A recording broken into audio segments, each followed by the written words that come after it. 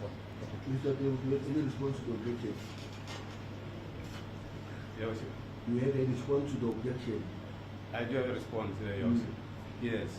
Your Worship, I'm appearing here not as the counsel, but as the applicant who is a normal citizen in this country, law-abiding citizen, who has been harassed and been persecuted. So hence I'm saying I'm not objecting to that. I was saying that if I cannot seize this opportunity today, Your Worship, I'll be overtaken by the events. Because if this court can proceed to extend that the application of the applicants here be granted, that the bail condition be relaxed, because chief among the bail conditions that. We are not talking those issues. I want you to reply to the objection which we are issues for you to be allowed to begin the proceedings as a member of the court. Just the last thing. Just the last thing, Your Honourable Worship, is that yes, I was fearing that I may be overtaken by the events if I come later. So I'm amenable to bring the application in writing. So if this is not going to happen today, there will be a postponement. Then I'll be fine, and the court can make a ruling in terms of ruling when to file and all those things. At this stage, I will not make a ruling as to whether or not a person can bring criminal proceedings at the front of the court. But if you want to bring an application, I think the submission by Mr. Solomon that he must bring a substantive written application and must say Mr. Solomon and Mr. Solomon the copy of the application. So at this stage, the application cannot be heard. Yeah. And it is very important also to highlight this point. I'm also objecting the inclusion of the council in Shololo itself. No, I will address it. I've made a ruling, that is the end of it. All right. Mr. Solomon. As a court, please. Your Worship, back to the main matter which is before this court. In brief, the accused 1, 3, and 4 in the main case are applicants in this matter in terms of Section 63 to amend a bail condition which was set by your brother, Mr. Mahlangu. The proceedings started on 22nd of August 2015 and postponed to 2 other dates, and yesterday on the 14th of October, Mr. Mahlangu then recused himself from the proceedings on the basis of the events that are happening at both the Mananga Commission and the parliamentary portfolio proceedings. He then informed us yesterday in court of his reasons for recusing himself, and that's how then the matter was then reallocated to you as a new presiding officer in the case. We have since, as the state's team,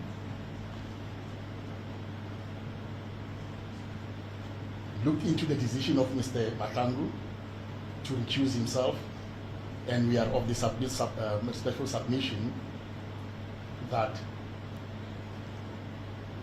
it ought not to have happened the way it did, and that it's not in compliance with Section 22 of the Superior Courts Act, and therefore, on those bases, we intend to make an application to the High Court to have the decision of Mr. Mahlangu recusing himself from these proceedings reviewed and set aside. We have already compiled our papers, Your Worship. This morning, the investigating officer just deposed to an affidavit. We are on our way to the High Court to serve those. We have a copy that we can show to the court as proof of what we're going to file later today. And as a result, we are not in a position to start with a new Section 63 application today, since we are reviewing the decision of Mr. Mahlangu. It is not going to serve the interest of justice, Your Worship, that whilst we are reviewing the decision of the of the presiding officer that we start with the process again, because there's going to be two parallel processes running. As the copy of that control to this control. I just want to. I have a copy for Ms. Mishololo, Your Worship. These are documents that we're going to send this morning to the High Court. It's a notice of motion compiled by us, the state, and in support of that notice of motion, we've attached the affidavit of the investigating officer, Mr. Brian Badayashi, who's with me today here in court. It's also attached to the application. As the court business, Your Worship. Firstly, Your Worship, the magistrate yesterday, Miromoto, recused himself from these proceedings.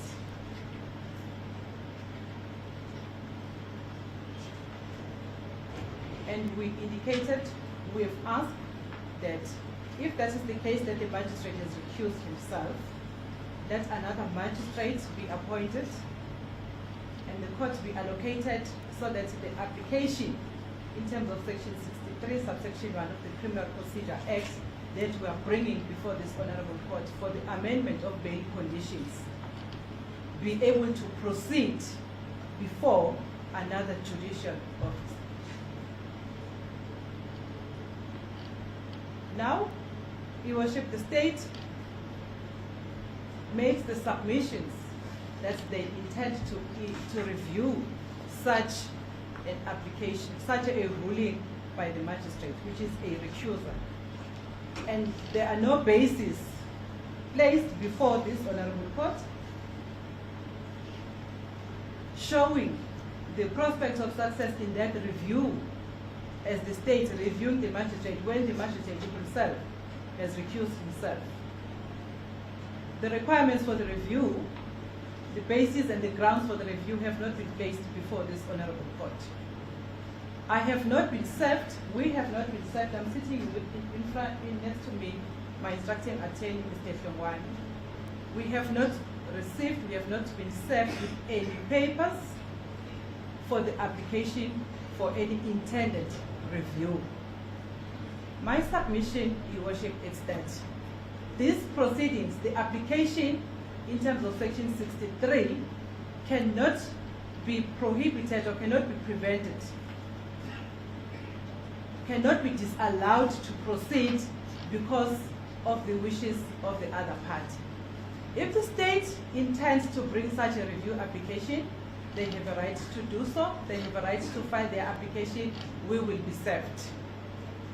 And also, Your Worship, the fact that the other party intends to review or intends to appeal does not mean that the application cannot proceed before this honorable court. Whether it was the appeal or whether it was the review, there is no application for the stay of proceedings in terms of section 63 of the Criminal Procedure Act pending the finalization of the review that the state intends to bring. Therefore, it is my submission, Your Worship, that the clients are suffering prejudice from day one in August, when they firstly approached this honorable court for their application to have the bail condition that is preventing them to go back to work and be able to execute the duties in terms of the SAPS that are empowered on them. There has been an unreasonable delay up until today. Therefore, it is my submission, Your Worship, that the applicants are suffering prejudice because they are unable to go to work. And if I may put it to the attention of this court, that the issue of bail condition is a matter of agency. Because after the bail condition was granted, it appeared that they are unable to execute the duties. That is the main reason they came before this honorable court. If the court is going to allow the time that is unknown to this court, there are no papers that have been filed with no date when that matter will be set for hearing in High Court.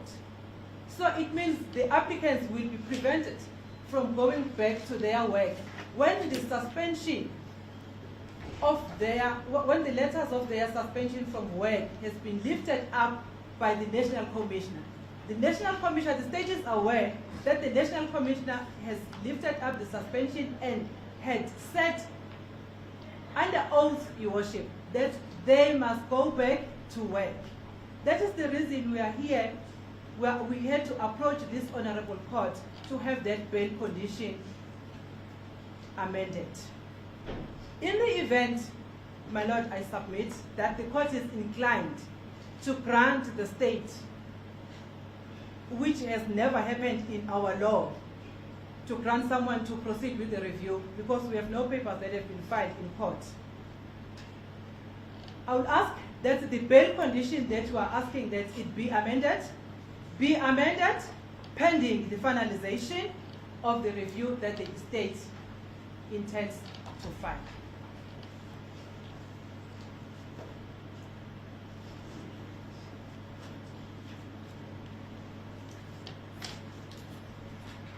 Secondly, my Lord,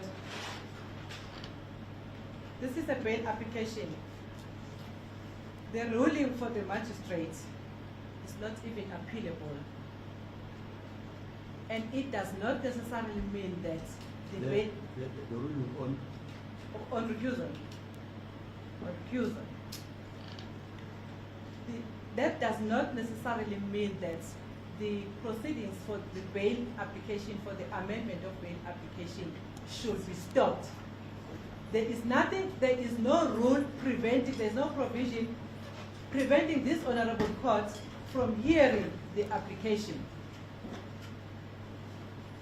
for the amendment of bail conditions as it is set to proceed today. Until that decision, because even that decision, even if it can be granted in High Court, we are making submissions on speculations which were not allowed to address His Lordship on speculation of the review, of which we don't even have the terms of such a review.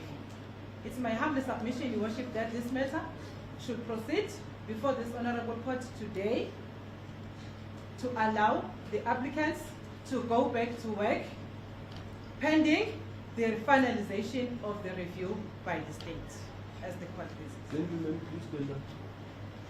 Let me stand up. The brief background of the issue we are sitting with at the moment is as follows. Your application for the relaxation of your bail conditions was heard by my brother, Mr. Masangu. I'm informed he recused himself from the case in the light of what transpired at the Matanga Commission and at the Parliamentary Committee. Today, the prosecution has given me an indication they intend to file for review of Mr. Matangu's decision to recuse himself from the case. The application is being opposed by Ms. Musololo on the basis that the prosecution has not shown that there are prospects of success of the review application. I have to say that the intention by the state to file a review is an interlocutory process. In any case, criminal case, if there is an interlocutory process, it will have to be disposed of before you can get into the main issue. And the intention by the state to file a review does not require permission from me. They can do it without the court permission. It's unlike in a criminal case where an accused has been convicted and sentenced, and one of the parties want to appeal, they have to bring an application for me for leave to appeal my decision. With a review, as it is an interlocutory process, they don't require my permission. All they are required to do is to give me notice that they intend to do that, and I cannot stop them. So we have to allow them that opportunity and see what the outcome of the review is. Mr. Mucholo has submitted that if I grant the state that permission, then I must relax the bail conditions. The relaxation of the bail conditions is the bone of contention in this case. I cannot make a ruling before I've heard the prosecution and the defense on the issue. in the circumstances, I will allow the prosecution to file their review. The main issue cannot be dealt with today until we have the outcome of the review.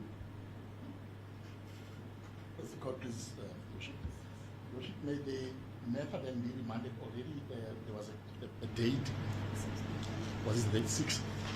The 6th November was the date to which the main case has been postponed to. May this the accused also then the matter be postponed to the same date.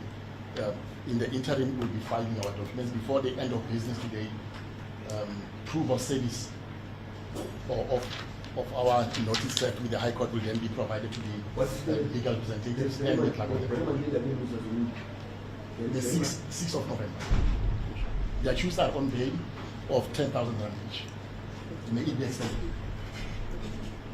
If the lady order Ms. Mutolo, And that the matter be remanded back to court 16. if the lady order Ms. Mutolo, Yes, the main matter is adjourned until the 6th of November.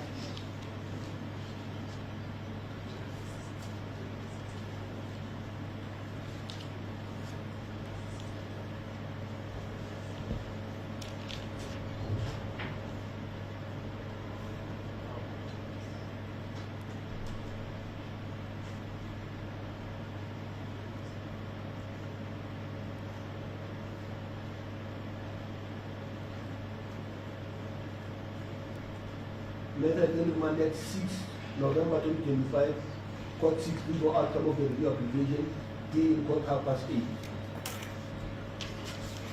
As the court cases, that is the role for the day. Court in that day.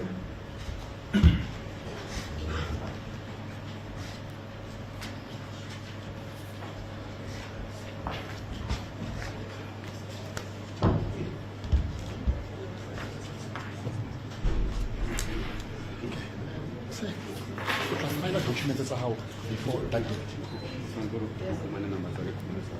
Yeah, so we'll accumulate the short clerk of the court. For a set then one romella copy or romella copy that of address and romella give my name as well. Or let me give you yeah. Let me give you